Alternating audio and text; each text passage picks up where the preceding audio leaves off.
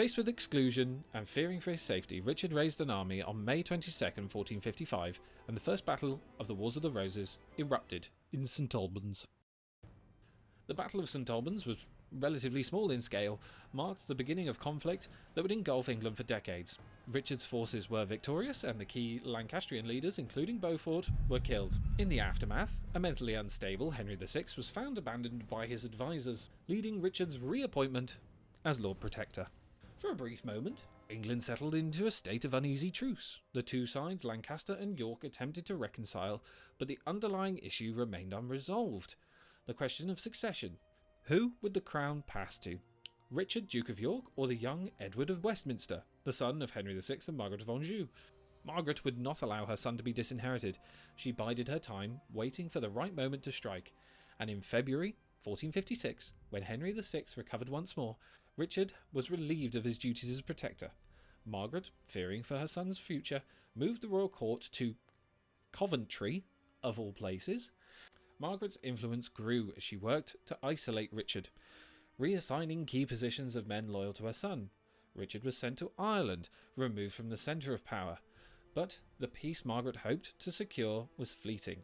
The rivalry between Lancaster and York had become too deep, too bitter to be resolved through diplomacy. In 1458, in a symbolic gesture of unity, the Loveday procession was organised, with the warring factions walking hand in hand to St Paul's Cathedral. This can be accurately measured through its impact, which was exactly none.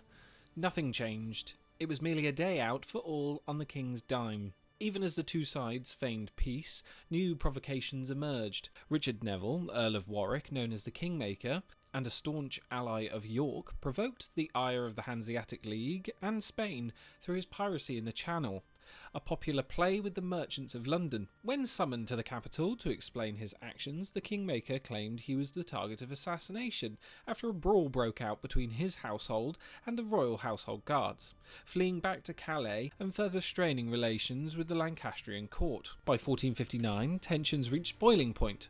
Richard of York, the Kingmaker, and the Earl of Salisbury, now in a formal alliance, refused to attend the Grand Council in Coventry, suspecting it was a trap to arrest them. Instead, they gathered their forces at Ludlow Castle, preparing for an inevitable confrontation.